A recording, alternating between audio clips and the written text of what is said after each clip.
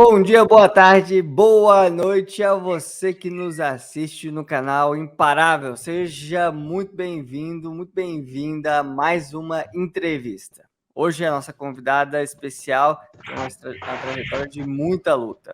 Ela nasceu em Arapiraca, Alagoas e foi criada em um povoado chamado Zaciobá.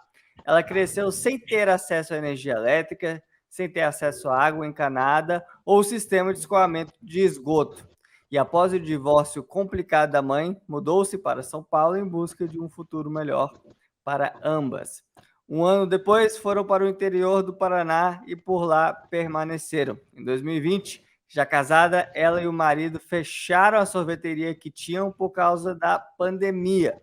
Grávida com o parceiro desempregado e sem dinheiro, ela acabou reprovando o concurso ao qual mais se dedicou e, diante de todas as dificuldades, em um momento de exaustão, pensou em desistir. Mas, após muita perseverança, essa imparável seguiu nos estudos, pois enxergava no serviço público a oportunidade de mudar de vida e dar uma condição melhor para a filha e a mãe. Hoje, conta com 5 aprovações e 2 nomeações. Graduada em Letras Português e Inglês, é educadora social da Prefeitura de Paranavaí e recentemente passou em primeiro lugar e já foi nomeada para o concurso da Secretaria de Educação do Estado do Mato Grosso do Sul. Converso hoje com a aluna do GRAM e também revisora aqui no GRAM Curso Online, Mara Silvério. Mara, seja muito bem-vinda, muito obrigado por estar aqui conosco hoje. Boa noite a todos. Eu que agradeço. É muito bom estar aqui com você e é uma realização de um sonho. Eu falo para o meu marido que, mais do que passar no concurso, acho que o sonho do concurseiro é realmente estar aqui sendo entrevistado pelo canal do Imparável, onde basicamente tudo começa. Muito obrigado, Mara, pelas palavras. E hoje eu tenho certeza de que você vai inspirar muitas pessoas aqui a serem imparáveis como você é. Mas antes, quero pedir a você que assine nosso canal, ative as notificações, clique aí no like para que esse vídeo seja espalhado, divulgado, propagado para o maior número de pessoas possível e assim ajude a transformar vidas. Bom, Mara, eu contei um pouco da sua história aqui no início, mas eu sei que você passou por muitas dificuldades, principalmente com sua mãe, devido à profissão dela, né? Então, conte um pouco para nós, como foi a sua infância e a sua adolescência? Bom, Gabriel, como você já falou, eu nasci lá em Arapiraca, em Alagoas. Apesar de ter nascido na segunda maior cidade do estado, eu vivi boa parte da minha infância nos povoados ali do entorno, que são povoados muito pobres, muito simples. Então, apesar da pouca idade, da carinha novinha, eu sei o que é carregar balde de água na cabeça, eu sei o que é dormir à luz de lampião, de candeeiro. Foi uma infância regada realmente até os meus 5, 6 anos de idade, a pobreza, a simplicidade, mas com muito amor. Minha mãe era vítima de violência doméstica por parte do meu pai, então ali na altura dos meus 5 anos de idade, ela já não estava mais suportando a relação conjugal e decidiu se separar. O meu irmão, eu tenho um irmão, ficou morando com o meu pai, ele era muito apegado a ele, e eu fiquei morando com a minha mãe. Nós, nessa época, morávamos no povoado de Folha Miúda. Então, nós mudamos para o povoado do Jaciobá para ficar com a minha avó. E nessa época, a casa da minha avó ainda era de taipa, que era aquela casa de barro, do piso bem só no cimento ali, fogão a lenha, não tinha geladeira, não tinha fogão a gás, então era uma situação bem precária. Mas minha mãe tinha alguns amigos, alguns conhecidos em São Paulo. E ali vendo que ela não tinha muita perspectiva de vida, de continuar ali em Alagoas e me dar um futuro, ou ter um futuro melhor, ela decidiu ir para São Paulo tentar a vida. No entanto, depois de 7 meses ali, não nos acostumamos, porque nós fomos para São Paulo, capital. Então, você sai de um povoado de, sei lá, se tinham 100 habitantes, era muito naquele povoado. E aí você vai para uma capital. Em 7 meses não conseguimos nos adaptar. Eu era muito criança, ela também uma mulher sozinha, tinha poucos conhecidos, mas aí a minha tia morava aqui no Paraná já. numa cidade chamada Cidade Gaúcha, uma cidade bem pequenininha também, de cerca de 10, 12 mil habitantes. Quando eu cheguei no Paraná, eu vindo de São Paulo para cá, eu perdi um ano. Então, eu fiquei em defasagem escolar por um ano, porque eu cheguei em julho e aí eu já tinha perdido todo o semestre praticamente aqui. Eu tive que esperar as novas férias para poder ingressar só em fevereiro, março do ano seguinte. Então, eu perdi metade de um ano assim, e o que eu estudei em São Paulo eu não lembro o motivo, mas não foi levado em consideração, também perdi. E minha mãe conseguiu me matricular direitinho na escola e eu comecei a frequentar a quarta série do ensino fundamental. E teve uma professora que foi muito importante para mim nesse aspecto, nessa época. O nome dela é Genici. Ela me marcou e eu sei que eu marquei a vida dela também, porque depois de um tempo, minha mãe voltou a estudar. Minha mãe abandonou a escola na quarta série, ela não tinha condições de estudar, meus avós também não tinham como dar estudo para ela. Então, depois de uns anos, ela voltou a estudar e essa professora foi professora dela também. E ela se lembrava de mim. Até que chegou numa época em que eu consegui meu primeiro emprego, que foi um estágio no Detran, na 46ª Ciretran. E foi um período muito bom da minha vida, porque ali eu comecei a ter um pouco mais de renda. Foi ali quando eu comecei a realmente ter acesso a um dinheiro. Eu pensei, bom, o que eu vou fazer? Encontrei um cursinho numa cidade vizinha que era pré-vestibular. E eu nem sabia o que era isso, mas eu sabia que era um curso. Então, eu comecei a fazer esse curso. Fiz a matrícula, eu lembro que o valor ali nos primeiros 3 meses não cobria tudo, porque eu ganhava mais ou menos uns R$ 300 de bolsa, o cursinho era 200 e pouco, tinha mais um tanto de material e mais um tanto ainda de ônibus para poder pagar, porque não era na mesma cidade. E minha mãe me ajudou a pagar os primeiros meses ali, era um cursinho de 6 meses, um semi-extensivo, me ajudou a pagar ali os primeiros meses de transporte. E eu trabalhava das 8 ao meio-dia no Detran, aí 1 hora da tarde eu tinha que estar na escola. E o Detran era de um lado da cidade e minha casa era do outro lado da cidade, então eu tinha 1 hora para fazer esse trajeto a pé. Então, eu saía da minha casa, do Detran meio-dia, chegava mais ou menos meio-dia e 20, meio-dia e meia na minha casa, tomava um banho rapidinho, o almoço ela já deixava pronto, então comia rapidinho, saía meio-dia e 45 de casa, ainda chegava 1 hora na escola. Porque o diretor não me deu a colher de açúcar, né? Não me deixou chegar nem 5 minutos atrasado, nem 2 minutos. Falou assim: olha, você não vai ser tratada diferentemente dos outros, você vai ter que se esforçar. Se você quer abraçar o mundo, então você dê conta de abraçar o mundo. E nesse, não achei ruim, eu acho que ele fez certo, sim. Então, aí eu chegava 1 hora na escola, e teve uma época, bem quando eu comecei, foi mais ou menos 15, 20 dias depois que eu comecei a fazer esse curso pré-vestibular, lá com os meus 16 anos, caiu a ponte, teve uma chuva muito forte, e aí desabou a ponte, que era de uma cidade a outra, e eu precisava passar por essas duas cidades para poder chegar até a cidade do cursinho pré-vestibular. E a ponte desabou. Então, o ônibus que saía ali 6 horas da tarde para poder chegar às 7 horas na faculdade, 7 e meia, ele tinha que começar a sair 1 hora mais cedo, porque ele tinha que fazer todo um contorno em outras cidades ali ao redor. E eu falei assim, não tem como, não tem condição, eu não posso sair 1 hora mais cedo. O diretor já falou para mim que eu não posso sair. Então, eu consegui uma postergação com o pessoal do cursinho, consegui fazer com que eles me deixassem concluir no próximo semestre, e aí deu tempo da ponte ser restabelecida. Eu sei que eu saía às 5h15 da escola e eu tinha que estar no ponto 5h30 da tarde para poder pegar o ônibus e chegar às 7 horas no cursinho. E o cursinho dava ali uma tolerância de 15 minutos. Então, eu saía do Detran meio-dia, tinha que estar na escola 1 hora da tarde, da escola ali eu saía 5h10, foi o máximo que o diretor me deixou fazer para poder me trocar ali rapidinho, e pegava o ônibus 5h30 para poder estar no cursinho. Do cursinho eu chegava 00:30 em casa, e aí eu continuava estudava até 2h30, 3 horas da manhã. Isso me resultou em mais ou menos 18 aprovações que eu consigo contar ao longo de 2, 3 anos fazendo Enem. E aí eu passei na Universidade Federal do Rio de Janeiro, Federal Fluminense, passei em várias. E optei por uma que acabou que não deu em nada. Posterguei um pouco os meus estudos. Eu tinha 18 anos nessa época, então fiz uma escolha ruim. Não consegui concluir essa primeira faculdade, mas depois de mais ou menos uns 3 anos, uns 2 anos mais ou menos, eu consegui passar novamente no vestibular, sempre nas primeiras colocações, graças a Deus, e, e concluí daí essa graduação. Quando eu já estava na metade dessa graduação, foi quando eu descobri o Gran Curso Online. Como é que você descobriu o Gran Curso Online e o mundo dos concursos, né? Porque você disse que você não tinha nenhuma referência, não conhecia ninguém, nem sabia direito o que que era.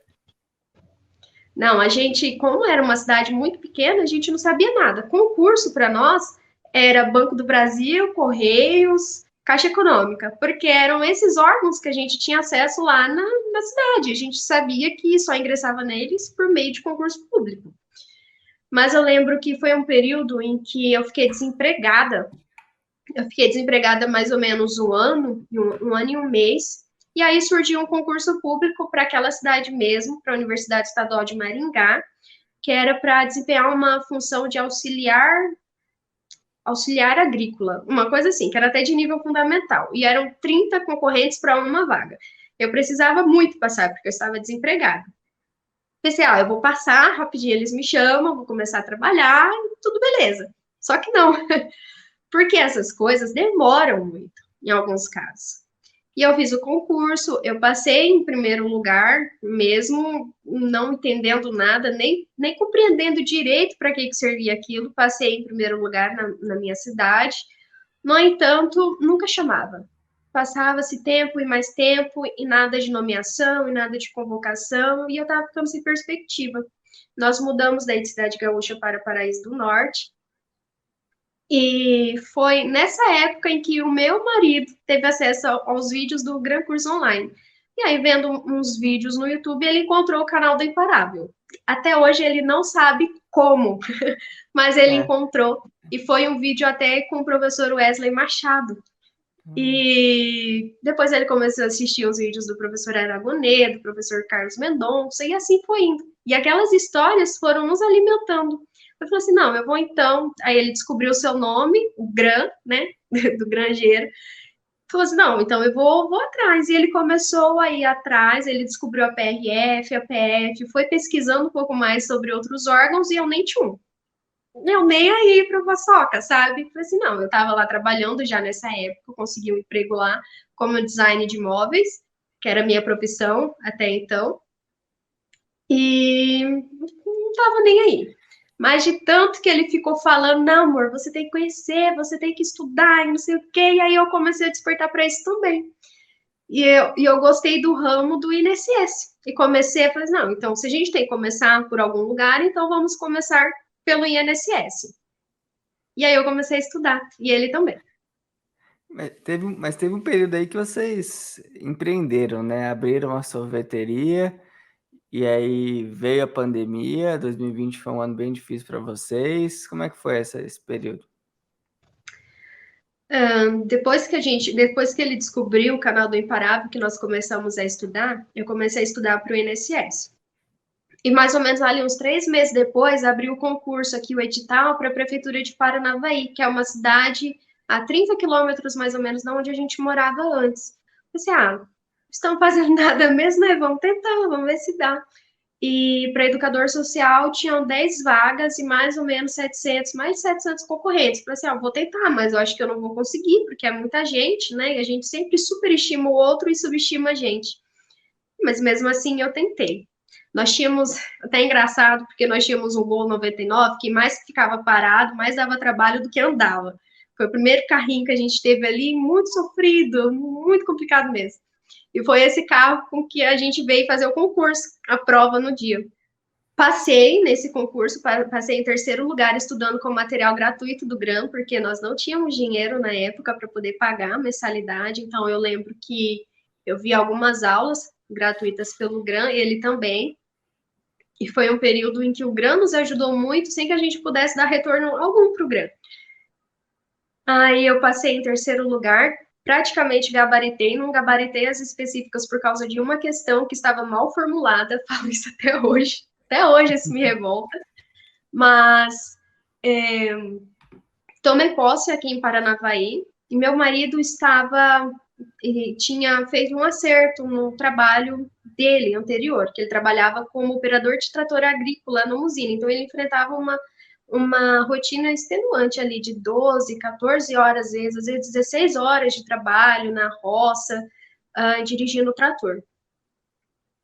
Foi um período em que a usina estava também passando por uma reestruturação e o chefe dele perguntou se ele queria ser mandado embora. Como eu já estava com essa expectativa de ser chamada para ser nomeada aqui em Paranavaí, ele pediu para ser desligado da empresa. E aí bateu certinho a data. No dia 1º de abril, se eu não me engano, parece até coisa de mentira, né? Mas não, foi no dia 1º de abril de 2019, eu fui nomeada e já convocada para assumir aqui na Prefeitura de Paranavaí.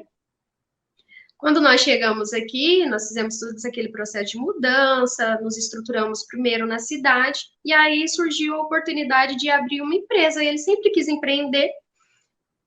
Eu confesso que da minha parte não muito, porque como eu sempre trabalhei em empresa pequena, eu conheço a dificuldade que é de ser chefe, de ser empresário. Não é uma coisa fácil. Então, não era muito minha vontade, mas ele queria muito, ele tentou.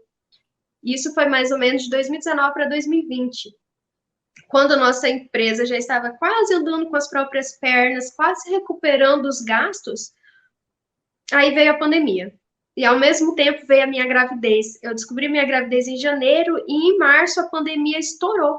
Assim, ficou o auge. E a contaminação aqui na nossa cidade foi muito grande. Acho que no Brasil todo foi um período muito triste. E nós não sabíamos o que fazer, porque eu era o braço direito dele na sorveteria. Eu saía do meu trabalho, ia direto para lá para poder ajudar ele, para ele poder descansar, para ele poder estudar um pouco. Ele estudava nesse intervalo de descanso, estudava quando não tinha clientes. E aí a gente pensou, poxa, o que a gente vai fazer agora? Não tem muito o que fazer. E eu estudando ainda para o INSS, pensando, não sei, a gente vai ter que encontrar uma solução. Só que daí, em abril, mais ou menos em abril, maio, surgiu algumas notícias a respeito do Banco do Brasil. Eu pensei, eram polos opostos. Como que eu vou sair de uma carreira administrativa ali do campo social, saúde, previdência, para ir para o Banco do Brasil? Carreiras bancárias, economia, mercado financeiro. Eu não tinha muita ideia a respeito daquilo. Mas mesmo assim eu pensei, bom, é uma saída, é o que tá para vir logo. Tinha previsão ali em abril, maio, de que o Banco do Brasil iria sair até o segundo semestre de 2020. Comecei a estudar. Estudei, mudei toda a minha rota. Foi um período difícil, porque ao mesmo tempo em que eu tinha que estudar, eu tinha que fazer muitos projetos de imóveis, porque era minha renda extra, era com que eu trazia um pouco mais de dinheiro para casa. Como a gente fechou a sorveteria, óbvio que a gente teve muitas dívidas para poder quitar. Então, eu trabalhava ali em home office no meu trabalho, fiquei afastada por causa da gestação, e esse é um aspecto muito bom de eu já estar no serviço público, porque foi o que nos ajudou a respirar muito mais. Nós temos consciência de que nós somos privilegiados nesse aspecto, de estar no serviço público, de não estar na lida ali do serviço privado. E a minha gestação foi facilitada por causa disso. Eu trabalhava ali no home office, pela Prefeitura de Paranavaí, ao mesmo tempo eu trabalhava fazendo os projetos de imóveis planejados para 3, 4 empresas de imóveis planejados aqui da cidade. Então, eu ganhava ali uma rendinha extra, que era basicamente 2, 3 vezes mais do que o salário que eu ganhava em Paranavaí, e foi isso que ajudou a gente a sobreviver nesse período de pandemia. Meu marido conseguiu um emprego, foi um emprego que ele falou assim, eu não quero mais voltar a trabalhar nisso, mas foi o que ele teve que fazer, porque era o que tinha, que foi trabalhar como caixa de supermercado. E ele trabalhava ali novamente, voltou para a rotina de 10, 12 horas de trabalho, era um trabalho muito sugado. E quando ele chegava em casa, ele só tomava um banho rapidinho, sentava no computador e estudava, então a gente revezava. Nesse período daí eu trabalhava home office, trabalhava fazendo projetos para fora, quando era mais ou menos de 9 horas da noite em diante, eu começava a estudar para concurso. Então, pegava ali das 9 horas da noite, 8h30, 9 horas, e ia até 3, 4 horas da manhã. E era uma rotina, assim, muito cansativa, muito exaustiva, mas valeu a pena. Em algum momento você pensou em desistir? Com certeza no momento da reprovação do Banco do Brasil. Porque eu passei ali de 2020 o ano inteirinho e mais metade do ano de 2021, por causa da pandemia, o concurso ele foi sendo adiado e a prova veio acontecer só em setembro de 2021. E foi um momento muito difícil, muito complicado, porque nessa época minha bebê já tinha nascido, então ela demandava muito de mim. Você é pai agora, Vivi acompanha a Vivi também no Instagram, eu vejo a luta dela, né? Que não sobra muito tempo, principalmente para mulher. Então eu tinha que dar meu jeito, tinha que estudar muitas vezes. Eu estudava lendo PDF, amamentando ela enquanto ela dormia. A privação de sono era muito grande, mas eu precisava estudar, eu precisava fazer alguma coisa para mudar a realidade ali da nossa casa. Precisava dar uma vida diferente para minha filha. Então, eu fui fazer a prova em era mais ou menos a distância de 120 quilômetros, a distância da minha cidade para a cidade onde eu realizei a prova. E eu fui realmente preparada. Agora eu já estava como assinante do Gran Curso Online, então eu tinha o material completo, assinatura ilimitada, então eu realmente fui preparada para uma prova. Mas quando eu cheguei lá, Gabriel, era uma prova totalmente diferente do meu nível de preparo. A prova era de nível médio, mas parecia de nível fundamental de verdade. Eu achei que era tudo pegadinha o que estava escrito lá. Não, não é possível que a prova esteja nesse nível, porque os professores nos prepararam para uma prova com um nível de dificuldade hard, e chegou um nível de dificuldade muito baixo. Tanto que o que me tirou do jogo foi eu ter zerado um dos componentes. Depois do Banco do Brasil, daí surgiram outros editais e a esperança se renasceu. A esperança renasceu novamente e aí a gente tentou de novo. Mas esse foi um período em que eu realmente pensei em desistir, largar tudo e não tentar mais. E aí veio a aprovação e nomeação da Secretaria de Estado de Educação, né, do Mato Grosso do Sul. Como é que foi a sensação aí depois dessa grande conquista? Depois do Banco do Brasil, aí surgiram algumas especulações de que viria um edital da Secretaria de Educação para o Mato Grosso do Sul. Eu pensei assim, bom, eu já estou finalizando a minha faculdade, então, quem sabe, né? Agora eu não preciso mais virar a chave assim, né, do zero. Não preciso mais recomeçar. Agora eu já tenho um conhecimento construído porque é minha área. É a língua portuguesa, é a literatura. Então, agora talvez seja um pouco menos complicado, um pouco menos doloroso esse processo de mudar a rota. Porque essa questão de mudar a rota realmente é difícil para nós concurseiros. Comecei a estudar sem expectativa, assim, muito aparente de edital, muito visível. No entanto, nesse intervalinho, apareceu a prefeitura de Três Lagoas e estava pagando bem para 20 horas, e tudo que eu precisava era de um concurso que fosse 20 horas e pagasse bem para eu poder passar tempo com a minha filha, poder dar tempo de qualidade para ela. Falei assim, não, eu vou fazer. Na verdade, fomos mais pela expectativa do meu marido e acabei fazendo também e passei em quinto lugar, nem esperava, porque eu nem era formada ainda. Eu só na oração, Jesus, ajuda para que não me chame até eu me formar, porque, né, eu não tinha diploma, não tinha nada, mesmo assim passei. A prova de títulos foi uma prova de títulos que priorizou realmente quem tinha já alguma formação e alguma experiência na área, e eu não tinha nada, mas mesmo assim conseguimos uma boa colocação. Assim que saiu o resultado de Três Lagoas, daí abriu o edital para o estado do Mato Grosso do Sul. Só que eu ainda não estava formada. O edital abriu em fevereiro, mas quando eu abri o cronograma lá do edital, estava que a homologação final seria só no dia 30 de junho de 2022. E faltava apenas uma matéria para eu finalizar a faculdade. E a universidade daí iria começar antecipadamente as aulas. Ela já tinha começado, na verdade, em janeiro. E usualmente ela começava em março, o ano letivo. Fiz a minha inscrição, fiz a primeira etapa do concurso. Ali a primeira etapa foi dia 22 de maio, se eu não estou enganada. E para minha surpresa, eu fui aprovada. Eu lembro que eu estava até numa fila enorme da Caixa Econômica, resolvendo algumas coisas lá no banco. E aí eu falei assim, eu vou consultar aqui, vou ver se abre, né? Abriu o meu resultado. No dia da prova, eu voltei falando para o meu marido, não deu. Foi a prova mais difícil, não só que eu já fiz, mas que eu já vi na vida. De todos os simulados, de todas as provas do Instituto OSP que eu tinha feito, nada tão difícil quanto isso. Nada, nada, nada. Caiu assim para nível de, sei lá, doutorado. Uma linguagem muito técnica.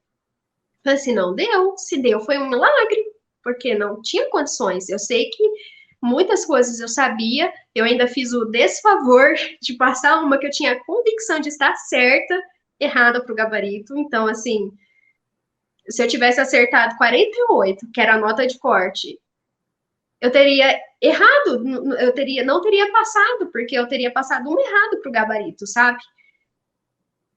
Aí, quando eu consultei lá no Diário Oficial, consultei direto pelo Diário, porque demora muito para entrar no site, e eu sou muito ansiosa, então já fui direto lá no Diário Oficial. E aí estava lá o meu nome, minha pontuação, e na frente tinha um primeiro. Aí eu falei assim, não. Aí eu mandei pro meu marido. Falei assim, amor, vê se eu tô enxergando direito, né? Tá primeiro aqui. Falei assim, tá primeiro. Falei assim, não, eu vou olhar esse negócio direito, porque não pode ser primeiro lugar. Eu fui muito mal. Eu tirei a nota de corte e mais um ponto, fora aquele que eu tinha errado. Aí fui lá, subi a lista, daí vi realmente que um significava classificação. Eu falei assim, não acredito.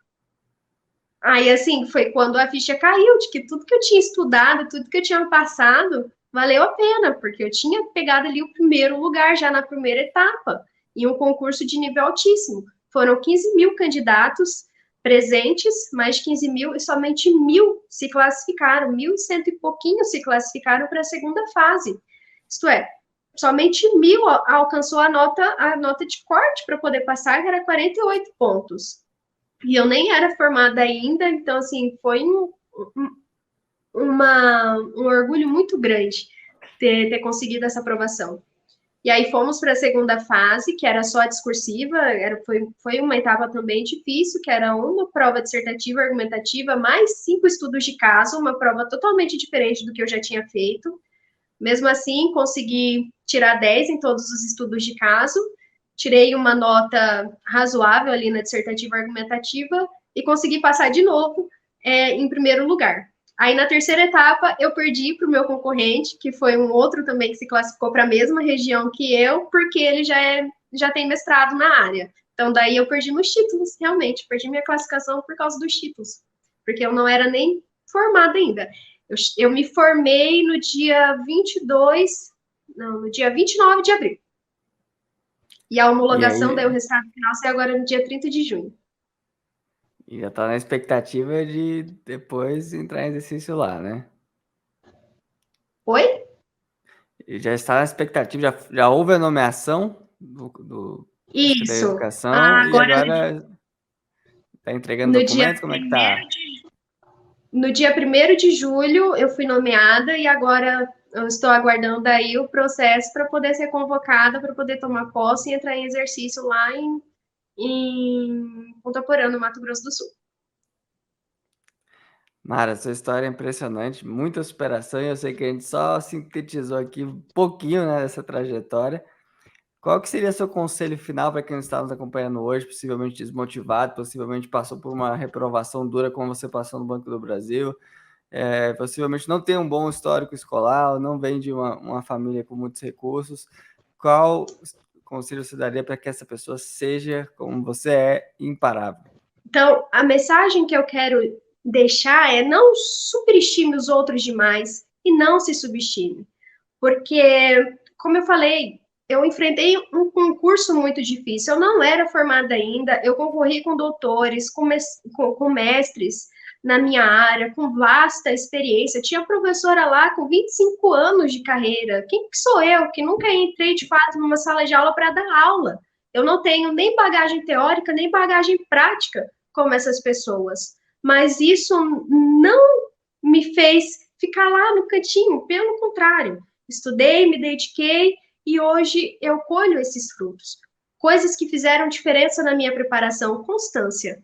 constância. Todo dia um pouquinho é melhor do que muito num dia e nada no outro. Outra coisa também que fez diferença foi essa questão de poder se adaptar às circunstâncias, porque o cenário ideal, ele não existe. Na maioria das vezes, ele não existe. Você não vai ter sempre um lugar legal para você estudar, você não vai ter sempre silêncio para você estudar, você vai ter que estudar lendo no ônibus, você vai ter que ler andando na rua. Quantas vezes indo da minha casa para o Detran, do Detran para a escola, e da escola para o ponto de ônibus, dentro do ônibus, com muita bagunça de universitários, eu ia lendo, ia estudando, as pessoas perguntavam para mim, como que você consegue estudar? Eu falei assim, eu consigo porque eu preciso estudar, isso daqui que vai mudar a minha vida. Nossa, Mara, qualquer dia você vai ser atropelada, porque você anda lendo. Era assim que eu fazia, era o tempo que eu tinha, então era isso que eu aproveitava para ler, para estudar, para poder revisar a minha matéria. Mara, muito obrigado por compartilhar a sua história, o seu tempo, tanta inspiração aqui pra gente. É um prazer, uma honra conversar com você e saber que o Gran, de algum modo, ajudou um pouquinho nessa história. Muito obrigado, hein? Eu que agradeço, Gabriel.